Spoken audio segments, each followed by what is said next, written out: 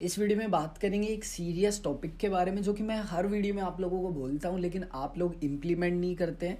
कोशिश करूंगा कि इस वीडियो को आप लास्ट तक ज़रूर देखेंगे तो आप समझ जाएंगे कि आप कौन सी गलती करते हो अगर आपको लॉस होता है। तो अभी हो क्या रहा है कि डॉज कॉइन की वजह से ना अच्छे से वजीरेक्स चल पा रहा है ना कोइन DCX जो एप्लीकेशन है वो चल पा रहा है।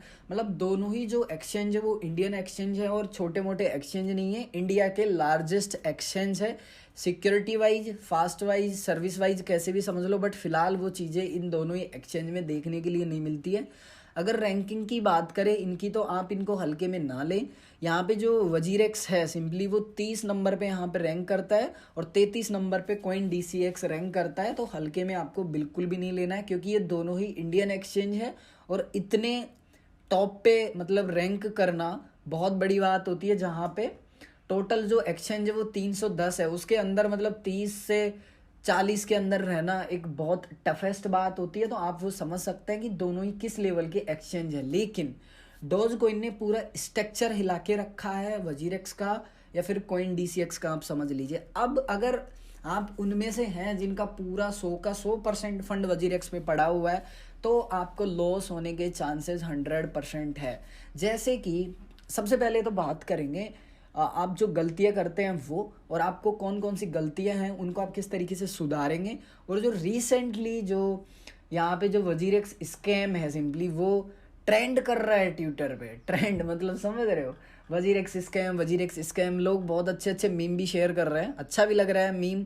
लेकिन कहीं ना कहीं दुख भी इस बात का है कि जो निश्चल जी हैं यार, उनको इम्प्लीमेंट करना चाहिए अच्छे से। जब मानो कि एक चीज़ बताते हैं, निश्चल जी बोलते हैं कि यार डोज कोइन की वजह से एकदम से ट्रैफिक आ गया, ठीक है, या आ रहा है।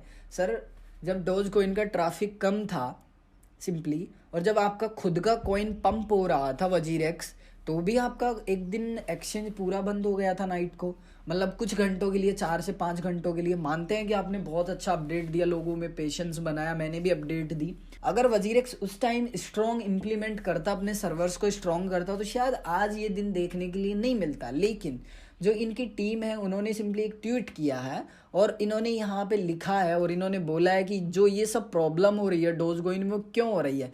इन्होंने कहा है कि भाई इतना डेटाबेस आ गया, ये है, इतने % ये बढ़ चुका है। उसके बाद में जो वजीरेक्स की सर्विस है वो धीमी क्यों है, तो ये लोग बोलते हैं कि 40% जो सदस्य हैं, ठीक है, वो कोविड से प्रभावित हैं जो भी हैं। और इनकी जो टीम है वो मतलब अभी क्या है कि एक तरीके से आप ये समझो जूम मीटिंग होती है ना, उस तरीके से ये लोग वर्क कर रहे हैं। पहले क्या होता था, मानो कि मेरी A चेयर है और मेरे पास B चेयर वाला जो मेरा कोई भी सपोर्ट टीम है वो बैठा है, तो मैं उसको तुरंत बोल देता था कि यार ये टिकट नंबर है, आप जरा इसको देखना। अभी क्या होता है, या तो उनको इन्फो करना पड़ता है, जो भी उनका प्रोसेस होगा उस हिसाब से इन्फो करना पड़ता है, तो उस हिसाब से ये डिले हो रहा है, ठीक है।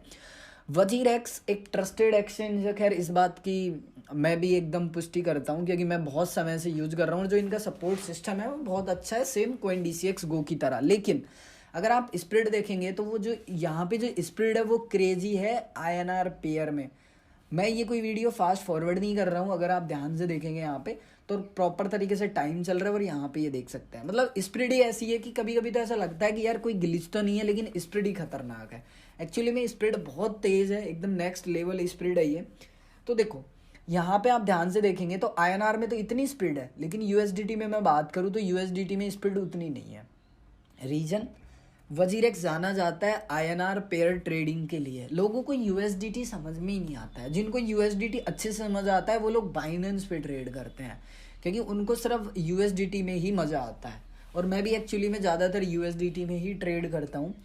सेम अगर मैं यहाँ पे जो कोइन DCX गो है उसकी बात करूँ और यहाँ पे डोज INR में ले लेता हूँ और यहाँ पे हिस्ट्री में आ जाता हूँ। यहाँ पे अगर मैं हिस्ट्री को ओपन करूँ तो यहाँ स्प्रेड देखो, नॉर्मल स्प्रेड है, लेकिन इसमें भी 5 और 6 तारीख को मॉर्निंग तक बहुत स्प्रेड से ट्रेड हो रहा था। समझ में नहीं आता है कि लोग एक ही पेयर में क्यों घुस जाते हैं। जैसे INR में अगर मैं USDT में बात करूँ तो डोज USDT, ओके। सो यहाँ पे USDT पेयर आ गया, ठीक है। USDT पेयर में आप देखो हर एक्सचेंज की अलग अलग खासियत होती है। यहाँ पे USDT में देखेंगे तो इतना फास्ट ट्रेड हो रहा है, लेकिन अगर मैं बात करूँ यहाँ पे वजीरेक्स में, तो यहाँ पे यूएसडीटी में बहुत स्लो है, लेकिन भाई साहब जो आईएनआर है वो बहुत फास्ट है।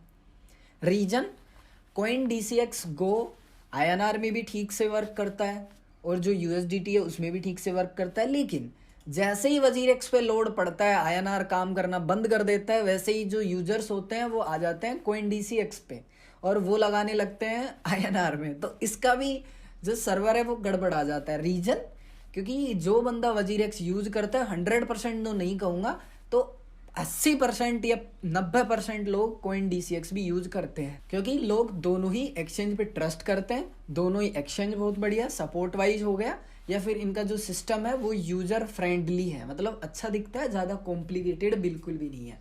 अब मैं आपको कुछ चीज़ें हैं वो बताता हूँ, आपको कौन सी गलतियाँ नहीं करनी है। आपके पास $100 पड़ा हुआ है, ठीक है, आप $20 रखिए वजीरेक्स पे, $20 रखिए आप कॉइन डीसीएक्स पे और $60 रखिए बाइनेंस पे। लेकिन आप ऐसे बंदे हो कि भाई बाइनेंस आपको समझ नहीं आता है, तो आप कोशिश करो कि 80% फंड वजीरेक्स पे रखो और 20% फंड कॉइन डीसीएक्स पे रखो। अगर वो एक्सचेंज बंद होता है एटलीस्ट, तो आप कॉइन डीसीएक्स पे ट्रेड कर पाएँ, एक एक्सचेंज में निर्भर नहीं रहना है। सो आई होप कि आप समझ गए होंगे। मैं मिलूंगा एक और ऐसे ही इंटरेस्टिंग वीडियो में, तब तक के लिए जय हिंद, वंदे मातरम, बसते रहिए, मुस्कुराते रहिए।